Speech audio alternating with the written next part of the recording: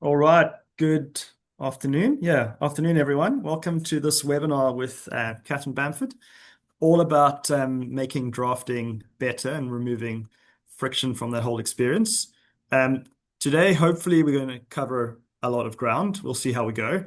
Uh, Everything from templates to document automation, Gen AI, right tools, adoption across a business, workflows. Maybe we'll get to touch on negotiation. We'll see how it goes. My name's Ian Teague. I oversee delivery at Radiant. Been at this business for 11 years now. And a quick little blurb on Radiant is we're an ALSP. Our focus is on supporting the kind of commercial contracts that are negotiated and need a lawyer. Um, and so we do a zillion contracts a year, and that means we care a lot about this concept of drafting, getting it right. And we've been eager users, as long as I've been around, of document automation tools and any kind of technology to improve how we draft and even through negotiations. And so today, joined by Catherine, who I think it's fair to say you're one of the OGs of legal engineering in the market. And The old Catherine, bit, old rather than original, but yeah, I feel it these days. yeah, there's a lot starting up, right? Um, I mean, you're a recognized expert in this area, right? And so it's so good to speak to you and hear from you today. Um, you can introduce yourself way better than I can. So I want to hand over to Okay. you. You tell us all about what you do in your experience. Sure. Yeah. Hi, everyone. Thank you for joining live today. I started out as a real estate lawyer about 20 odd years ago. And about 15 years ago, I was put on like an internal secondment for 3 months to help automate and speed up the drafting of my department's documents. Um, 3 months later, I thought there's something to this legal tech stuff, and I really quite enjoy it. I think this could help change the way legal services are delivered. And I asked the firm, can I do this firm wide and not go back to being a lawyer? Did that with the firm, helped to build up the kind of legal tech team there. And a few years later, other law firms started saying, you want to come work for us? And enough of them did that I thought there's a consultancy. So I set up BamLegal 15 years ago. And I thought it would probably be a kind of something fun to do for a couple of years and then I'd get a proper job again. But then 15 years later, here I still am today. I work with law firms of all sizes and in-house teams to help them look at the way they draft documents, negotiate documents, and generally can use technology to help improve that process and that task. Amazing. I mean, it's a big landscape now. I mean, 10 years ago, far fewer players, right? So exciting space. I mean, I was looking through the attendee list of this webinar, and it's just a cool list of people. And from law firms that are big and small, in-house teams that are big and small, consultants, people from government, people from a bunch of universities. So it's really nice to see a real interest in how we Mm. can do tackle this concept better and how we can all improve. I'm a big fan of questions, so just to everyone listening in, if you have any for Catherine, don't you want to just post them through this webinar in the Q&A?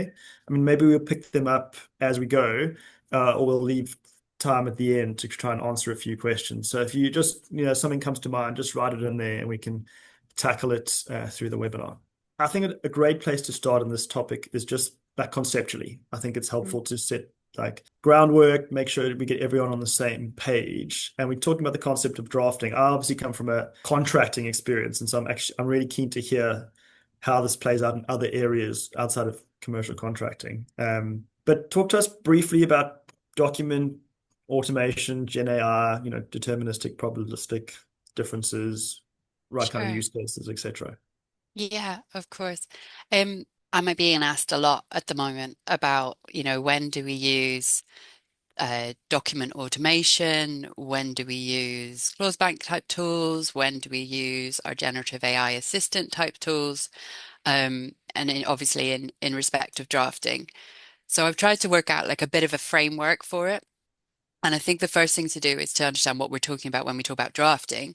Mm, So with drafting, you've got three main tasks. You've got preparation of the first draft of a document. You've then got bespoking that to the really nuanced details of your matter. And then also as lawyers, we're drafting when we receive either amendments back from the other side, and we've got to Mm. accept, reject, or edit them and draft changes, or when we receive, a third-party contract and do it. So breaking drafting down into those three things: creation of a first draft, bespoking, and negotiation. Um, and then, you mentioned you've then got different types of documents, right? So I would break that down into five types. You've got transactional, which is your um, contracts, your real estate leases, your bank loan agreements. You've then got litigation, which Hmm. has got, everything from court forms through to witness statements, brief to counsels. You've got reporting type documents. So imagine like your board minutes or anything, sorry, recording type documents. So like your board minutes, anything where you're recording what happened in a set structure and way. Um, you've then got reporting. So things like, the law firms on listeners on here, you'll do a lot of due diligence. So you'll do lease reports, you'll do reports on the banking loans, corporate due diligence, obviously. What else? I've missed one. Advisories. So then like where you're actually, writing the advice to the client in like a client memo, that kind of thing. I think before you go, what's the right tool for drafting? You have to think about what you're doing. So hopefully that framework will help to think about the three different types of tasks and the five different types of documents. Mm. Um, and then you do have different tools. So you've got document automation, which is you've got a agreed starting point, a template or a precedent or a form, depends on what country you're in as to the terminology that you use. But you've got an agreed one, which will have square brackets throughout it, to put the party names in, insert this clause if this is correct, insert this clause, change this definition, update the cross references, that kind of thing. Document automation allows you to fill in a questionnaire and it Mm. uses deterministic. And what we mean by that is it's if this answer, then insert this. Otherwise, if this answer, insert this. If then else. So you get the same result every single time on exactly the same format. The generative AI assistant tools that help with drafting are more probabilistic. So that's what is the most probable next Mm. word, next character clause to bring out. Um, and that is more helpful when you think about things like the advice to clients, where you've got a load of notes, you dictate your advice, and it will turn it into the structured format, but that will be different every single time. Um, so that's kind of the difference between the Doc Auto and Generalistic, and hopefully creates a bit of a framework of how people can think about drafting. And historically separate tools, right? Hmm. Uh, how are you It's seeing getting that? blurred. Yeah, exactly. Talk to us about that. Yeah, so very much you had categories of legal tech, and Doc Auto was just deterministic, if then else logic. As I said, you answer a questionnaire and it fills in the details, pulls in the right clauses or not, and gets you that output. And then you've got your legal assistant tools. Mm. That's more, here's some examples of what I've done before, or here are my notes, and create me something, an output from this. The Doc Auto vendors are very much putting time and effort now into how can they help their users to do a lot of the tasks around document automation that traditionally has maybe meant that, firms and organizations have bought document automation tools Mm. and they've sat on the shelf not being Yeah. used. And why is that? And often it comes down to things like you didn't have the base precedent to start with. So there's tools out there now where you can take several of those and it will give you a first starting point. Then there was also the problem of, well, who designs it? Who codes it? Mhm. Even though it was low code, no code, who actually does it? So now a lot of the better doc auto vendors out there can take a look at your precedent and suggest the questions you want to ask and do a first cut at that coding for you. Um, and then things like editing as well. And then also things like there's a lot of interest nowadays about if we have the heads of terms, or we have the email from the client, or we have the summary of the meeting that we've done, rather than us filling out the questionnaire, can we get an LLM to, a generative AI assistant to take that and then put the probabilistic with the deterministic to shortcut the having to fill out the questionnaire to then get the documents and putting the two together.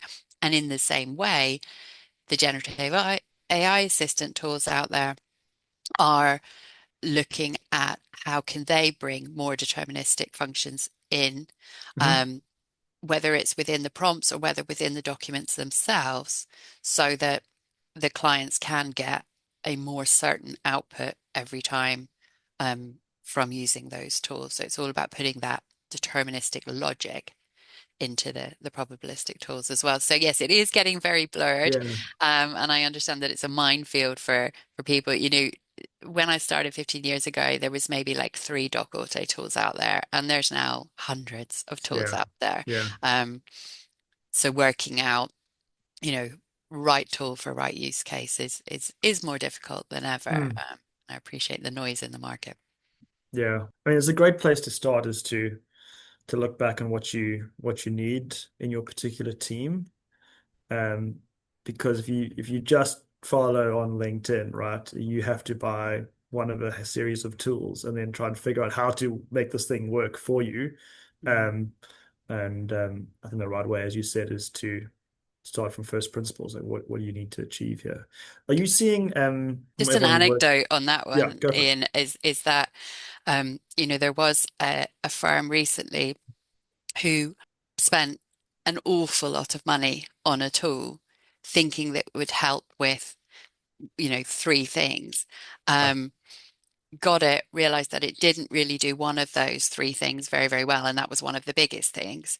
Um, and the price paid for the tool that they had brought in compared to what they could have got. There was a, you know, there's niche solutions out there for the particular drafting thing they wanted Yeah. to do, would have been, you know, a quarter of the price, if Wow. not. So it's yeah, it's very much it's difficult in the in when it comes to the generative AI tools, because they do so much. They can do Yeah. research, they can do summarizing, they can do, you know, contract review, they can do mass production of documents. So it's difficult, but you really do have to have the discussion. And a lot of these we didn't know. You know, we're all in this Right. experimentation phase. Yeah. So I'm not knocking at all the firms that have brought in tools and then almost put it in the hands of the lawyers to go see what works, see what this Right. uses for, see whatever.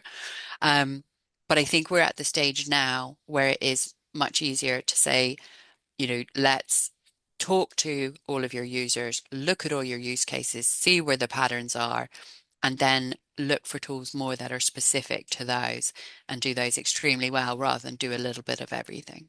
Right. And you're seeing more of that in the market is kind of, Yeah. Yeah. yeah. Then and there's a lot who were early adopters Hmm. of some of the generative AI tools that are now going, okay, that's doing really well for this kind of stuff, and we're happy with it. Mm. But we've realized we still have these gaps to plug. Yeah. Yeah. And a lot of that is around drafting. And that process, I mean, what would you recommend? Because you've got firms who are kind of, I suppose, all those document types. I imagine some of the big firms are Mm. touching all of that. And then you've also got in-house teams which are doing fewer things, I imagine. I mean, tips there to kind of navigate that, figure out your use case. Yep, How would you recommend teams address that? yep. When you speak, so don't ever start with what documents would you like to automate?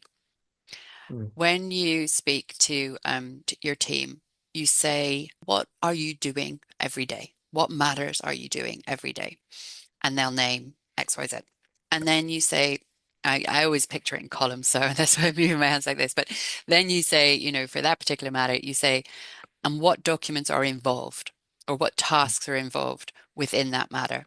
And then within those, you go, and what's your starting point currently for those? And is it, we find one we did earlier, um, there's a precedent on SharePoint, there's a, you know, whatever it may be, or we start from scratch every time, or sometimes it's third parties, you know, they might get a Mm. PLC example or something like that.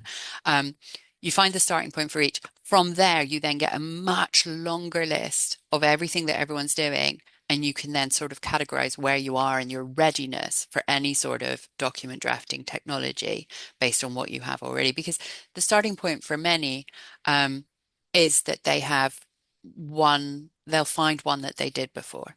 And is it, well, can we take our five best examples and then turn that into a template that could then be automated?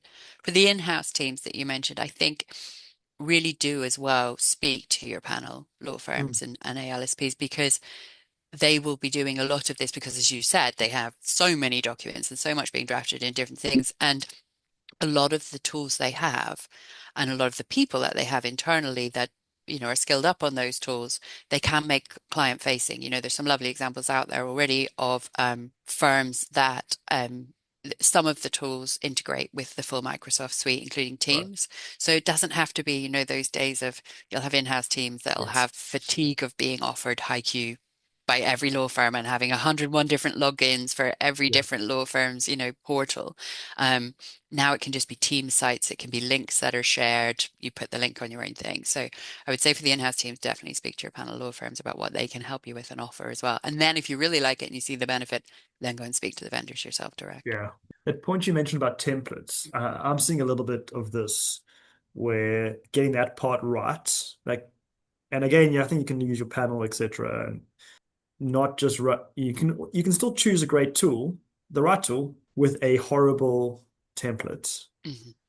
Yeah, right? And I was fixing an MSA the other day, which was 170 pages. So it's the standard MSA to buy anything. It's like die death, right? We had 170. Wow. Yeah, we had to sign it because we Yeah. had to sign it as a vendor, for this client. Hmm. It was brutal, going through this thing. But that thing gets automated and beautifully through the best tool for the use case. You've like just made automating 170 pages, right?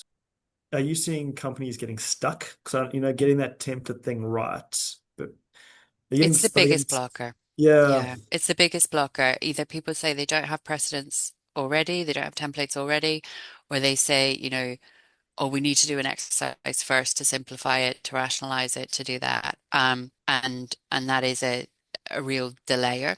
Some of the better vendors out there now, and I'd like if I'm allowed to name, am I allowed to name check yeah, vendors? yeah, Yeah, go yeah. for it. So I would say like Document Drafter are great at this. So they say rather than starting with the document, when you're designing your questionnaire, um, they say first, the first where you should start is more what's the information that we need to do this transaction for someone, and design the questions like that Yeah, without looking at the square brackets of the document. Because a lot of times you would start with the document and then write the questions to fill in those yeah, square brackets. sure. If you start with what's the main information that we need to capture, then you can get everyone to agree it and it's all good. And then when you try and apply those to your document, suddenly you go, oh, that's what we Mm. need to know, but these clauses don't quite do that. And it allows for that collaborative drafting to almost while you're automating it, it helps that precedent template, be there are also, there's legal design principles out there. I know you've had guests on before that have spoken about simplifying documents.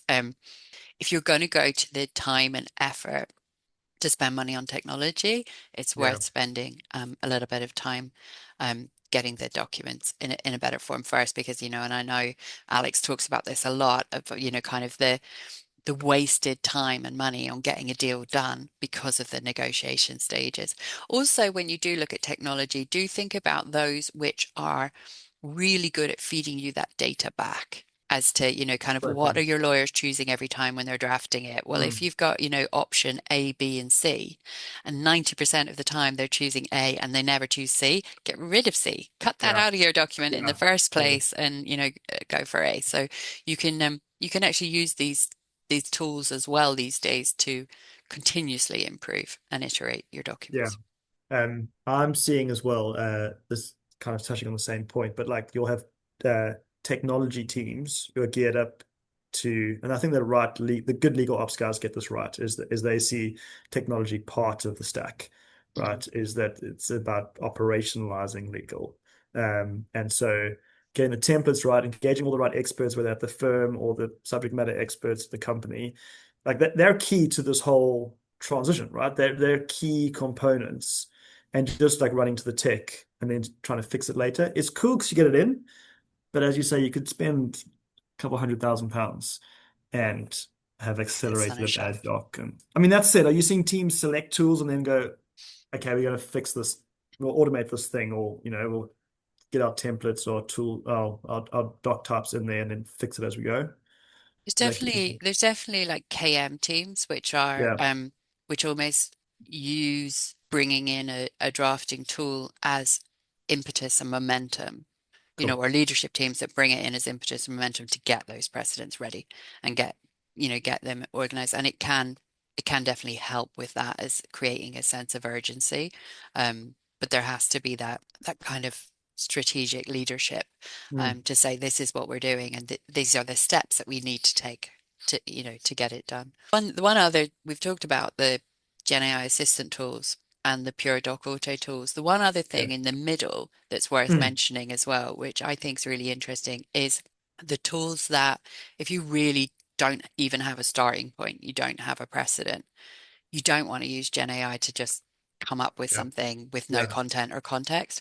So I do like the tools in the middle, like DraftWise, that will search your DMS, search your previous body of work, see what your most recent, what your market is, your most common, and prepare you a starting point based on that body of work. And that's also very good for areas where what you do is quite bespoke.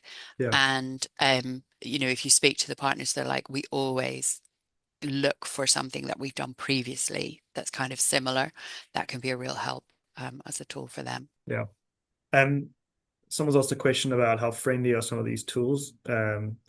It's ChatGPT, or it depends on the prompt you enter, and finding the right prompt takes time. Is it the same for these Doc Assistant tools, or do you need to do more than that? With the document automation tools, the deterministic ones, they're very user friendly. And as I said, it's just as simple as if this, Mm, then this, else this. They've come a long way than where mm, they were like kind of 10, 15 years ago. So truly are low code. mm. And whereas in the past you used to have teams of legal engineers or internal automation Yeah, experts to do it. Now they the idea of the kind of the knowledge lawyers or the lawyers themselves can maintain, obviously with some central governance, um, is there. With the um, putting into some of the Gen AI tools, the prompts, the it does take a lot more to get it accurate, and you've got to iterate and check every time. And then also you're still having to really do a line by line read or a red line against something afterwards to see what's come up. But the more you work on the prompts to eliminate things, obviously the more they get better, the better tools out there will have support functions, and it's, how well will you work with the teams to build those up. But I really think, when it comes to using your likes of a Harvey or Lagora for mhm. drafting a first draft from scratch, even if you have a template, you don't want anything with a lot of conditionality in, something like Right. board minutes. So we mentioned recording, if you have the recording of the meeting, the audio transcript, or the notes of the meeting, and you have a two-page template of board minutes, that is a good example for Gen AI Yeah, to do. If you have a 200-page SPA, if you yeah, have even a 20, 30-page lease suite of documents where you've also got the license to alter the rent deposit deed, you've got a facility agreement, Doc Auto is the way to go. yeah. I find Doc Auto, in my mind, it's quite easy to separate the two, and I know it bleeds together. We've got a massive project at the moment to innovate Zillion contracts.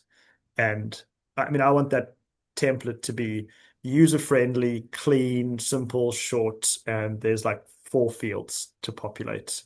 I mean, it's like spreadsheet of data, automated template, Mhm, click a mhm, button, fires it through, send it off. Like there, I think is like it's easy to see that that is, and it's safe. I can rest easy. I mhm, mean, that's the thing with lawyers, right? We're all like nervous something's going to break, mhm, and then our neck's on the line. Um, but I had my homeowners association say some lease for some weird thing, and yeah, hey Ian, you're the lawyer. Can you create it? That I mean, that was easy, right? Gen AI assistant there is my go-to because it was some weird thing. That was like it was so simple to go to that. Um, in my mind, it's quite helpful to differentiate like that. But I'm very much a transactional lawyer, so I think through the lens of contracts, kind of litigation. What are you seeing happening in that space? So where you've got court forms and things like that, or you do a lot of emergency injunctions where you've got to file 6 documents at court that has a lot of the same information throughout them, Doc Auto would be the way to go. But for things like witness statements, where you interview the client, Right. make notes of that meeting and what they've said, and then you turn that into a first draft for them to agree. Generative AI is excellent at that. Yeah. Now, I think it's New South Wales have actually banned it for that use. And there's some lawyers that will argue, well, no, it'll be biased, and you know, it's got to be in the words of the client. But I would argue to that that a lawyer acting for a client is more likely to write a witness statement in a way Yes. that's most, interest of the Yeah. client rather than their own words. Yes. And if you prompt generative AI to say, put this in the client's own words from these notes of what they said happened, do not be biased towards the, Right. then generative AI will do a better job Yeah. of that. So I think things like that. I think briefs to counsel, Yeah. summaries to client as to what's happened, chronologies, though be careful. We all know Gen AI is not great with dates. Um, but yeah, I think there's a lot in litigation that you can use generative AI for. Yeah. Interesting. Judy's asked a question about, which I think this is probably coming from an in-house team, and I hear this from in-house teams, which is that we don't have, I mean, it comes down to budgets, right? We don't really have a hell of a lot of budget for our tech stack. Yeah. And we feel like we're falling behind, maybe. And Judy's saying, for those who don't have Gen AI or Doc Auto, like Hmm. this little budget that we do have, how do we spend it in this context around drafting? I mean, because it feels like I hear this from in-house teams, and I'm sure you hear it from everyone, is Hmm. we're a bit behind the market. We don't Hmm. have what everyone else has. And it's like, well, everyone feels like Everyone that. says that. Everyone says Yeah. that, large or small. It's always the first thing that people say in meetings. Having no budget. Okay, so Yeah. There's always some budget, I yeah, I think. was going to say if there's absolutely like nothing, if you currently have Microsoft, there is a lot you can do within the Microsoft suite. So, with Power Automate and with Microsoft Forms and connecting those together, you do need someone internal and technology led to help with that. But I think it is worth saying that there's a lot of really good tools out there on the market for creating first drafts of documents through Doc Auto that, if you're like 5 users, you might be looking at 5 grand for a year. Right. So in terms of the time it's going to save and the extra resource you would need, especially if you um, have high volume documents that you do a lot of, um, then the budget might be worth it. So you can always come up with a business case there. For the negotiation side, and I know that we're more focused on the creation of drafting side for this seminar, but you've got your tools like Legora, Harvey, etc. But you've also got things like Simple Docs, by Law Insider, that is Yes. excellent at third-party contract review, and again is like $50 or $100. I'm not sure exactly the price point on that. So it's worth saying there's a lot of legal specific tools out there now that will give you the kind of security that you want through just using, ChatGPT or something else. It will give you the legal specific kind of user experience that you want because it's, set at drafting and review tasks that you're doing that are not thousands of pounds per user per year. They're less than $100 per user per year. So Yeah. there are tools out there that can help. The main thing though, Judy, is to really think about what do we do most often, or what's the one thing that we do that we wish we didn't have to do so we could focus on the higher value work. And then it's putting that into, well, can we make that business facing where the business, can do the first cut themselves?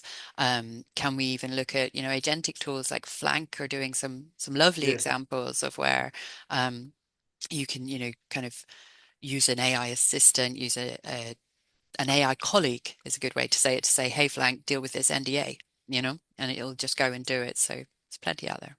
Yeah. Got a mate who runs not a legal firm, but they had to, they hired someone recently, but they didn't hire a person, right? Is they just invested Mm. in a tool.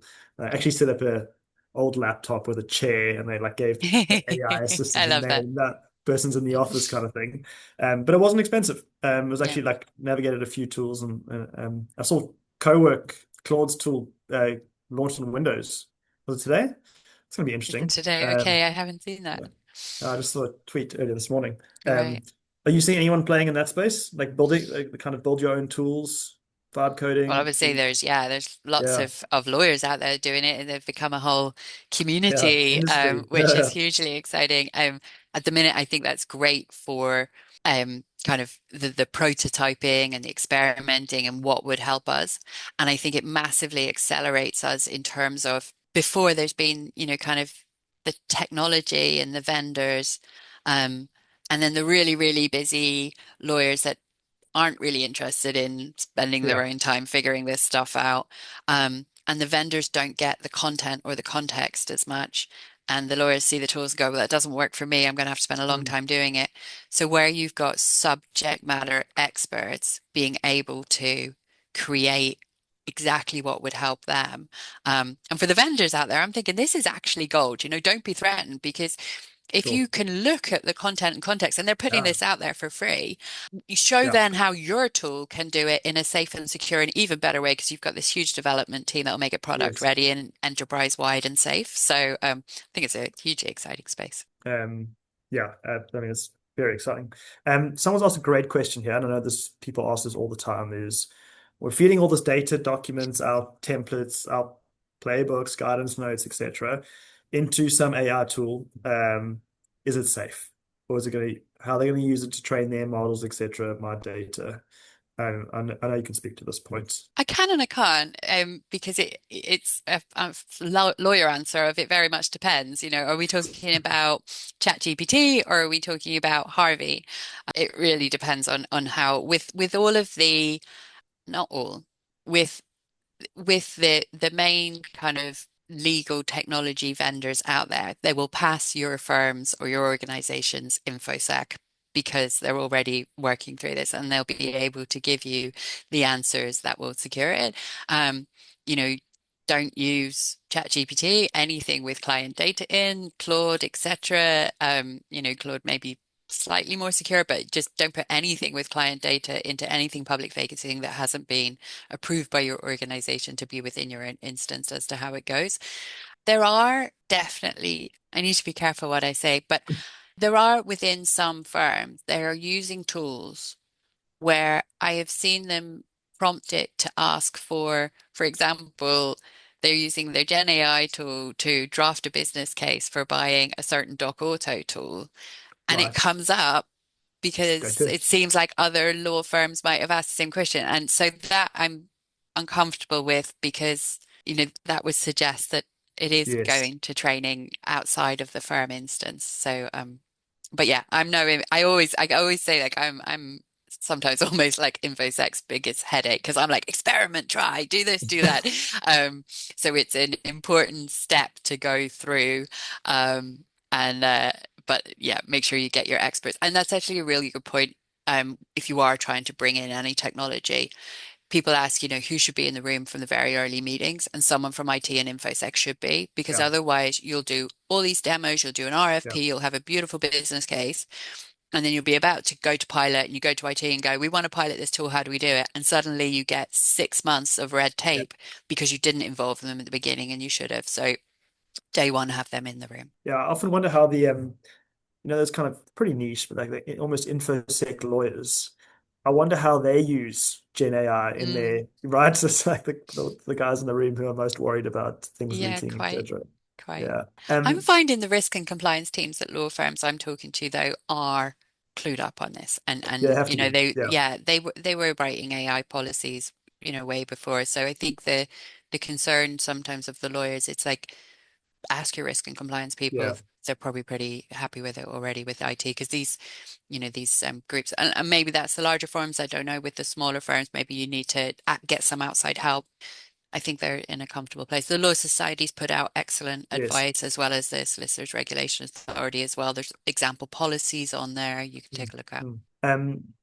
I'm also seeing a whole bunch of vendors previously weren't doing this, but seeing more trials. I don't know if you're seeing Hmm. more and more of that. Feels like there was like and there still is some who won't tell you their pricing, etc. It's very opaque, Hmm. right? You can't try anything.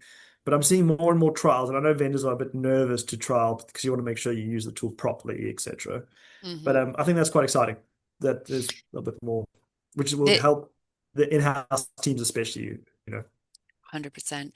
The risk with pilots and trials is that no one sort of like project manages it and helps it Yeah, like go along, and you get to the end of the 2 weeks or the 2 months or whatever it is. And you go, so what do you think? And no one's really yeah, used it. So, it's you still need, even if it's like, oh, well, it's a pilot, you still need to, have some Invest. success criteria. What does a good pilot look like? How will we make the decision of whether it's a go or no go? What kind of things do we want to test it for and assess it for? I've seen so many pilots just kind of die death. I've also seen a lot of vendors say something's a pilot when really it's like a 1 year contract that just suddenly, Really? rolls on and stuff, and they try and like word it as a pilot. So it's just being conscious of that as well. Yeah. Um, Co-pilots? I mean, I know like almost every organization I speak to will say they're using Copilot in some way. I was kind of a hater of Copilots in the beginning, but I'm finding more and more like lawyers trying like building little agents, like doing interesting things with Copilot. I'm not sure if you're seeing something similar. It's almost like separate to the stack around Doc Auto and a Hmm. Gen AI assistant. Yeah, I think like everything I was hearing at the beginning was more around like kind of admin tasks, Yes. whether it be like help me reword this email or this advice or whatever. Um, Whereas now there are people, using like Copilot Studio and stuff, as you say, to create like agents and things. And some examples of those. Again, it's firms that maybe have like kind of techie interested people that have sort of said, can I have a play? Can I, Yeah, sure. get a license for this to have a go? It's more around workflow than just the specific Yes. task of drafting, but definitely like as part of the workflow, it can be, and now put all of this information in here and get an output. Mm. I'm not as aware of, again, kind of anyone doing it for anything more than sort of simple Yes. documents and Yeah, yeah. outputs. Yeah, very simple side. Yeah. I'm conscious of time. We only have 5 minutes left. Top tips. I mean, in this area, as I said, I think everyone I speak to is saying we're so far behind. I even had someone say, I wish we were like company X, but I Hmm. know company X, and no, you don't wish you were like them, right? That was extraordinary. I mean, like where to start here in this area? I mean, I think everyone who's involved in drafting, certainly the initial part, sees that part as very boring, actually. I mean, it's very Hmm. boring to put a document Hmm. together or, um, but just it's way more interesting bespoking things and, Hmm. into negotiations but where to start, top tips to actually make sure there's traction. Because I always find you kind of might listen to a webinar like this or hear something, read something, but like take that next step. Yeah. So if you've worked out kind of what it is that you're doing the most of every day and your team are doing the most of every day, and you're like, right, we want to try and find a solution for this, then don't go and then look for at hundreds of demos because one, you'll just be hounded by thousands of Right. salespeople. Um, the next step then is to more clearly go through and work out kind of your requirements and your readiness. So do we have the Mhm. content? Do we have do we have a checklist? Do we have a template? Whatever it may be for the task that you're considering, then work out your kind of more formal requirements and then get outside help if you need it to narrow down the market to what are the two or three things ready for you. Speak to colleagues, speak to peers, speak to your panel law firms, get them to suggest things that might be ready before you go out because there's so many things out there in the market. Mm. Narrow it down to like three names, then go out and do your demo and your RFP and your pilot. I think top tips is, although we're saying about the importance of getting things organized in the beginning, is, don't have that sort of like, oh, well, we'll get to it when we get to it. Keep your Yeah, contracts, annual contracts, even 6 months if you can at the moment, and more vendors are willing to do that. that's Um, interesting. so that you can flip and swip if something better comes along suddenly that's a lot less cheaper. So keep all your work or kind of your organization and just get started because very quickly you'll see whether something flies or not. Yeah, yeah. I'm also seeing give it to someone who's kind of techie within your organization, someone on your team. Like they'll run with it, especially guys who are just early on in their career. It's like I can actually make a difference here and do something like transformative. Yeah. I've seen real success in that as well. Yeah. Like working Look with for them. those tools that are user friendly, that everyone understands so that they can get their hands on and do it. And definitely speak to the people that are doing the day-to-day work. So many times Yeah. these tools are you Yes. know, decided upon because by the senior partners or the senior people in the organization who aren't doing the day-to-day work. So get as in terms of those key stakeholders in those early demos and pilots, it's your juniors that are Mhm. doing it every day. Yeah. Agree. great place to land. Catherine, thank you. Like I said, you're the OG on this. Really appreciate your time. It was great hearing from you. Have a great Wednesday. Thank you so much.